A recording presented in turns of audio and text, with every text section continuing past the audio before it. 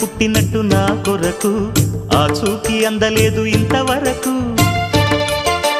వచ్చింది గాని ఈడు ఒంటి వరకు వేధించలేదు నన్ను జంట కొరకు చూశాక ఒక్కసారి ఇంత వెలుగు నా వంక రాను అంది కంటి కునుకు ఈ అల్లరి గారడి నీ లీల అనుకోనా నీ పేరు ప్రేమ అవునా ఇవాళే నిన్ను పోల్చుకుందా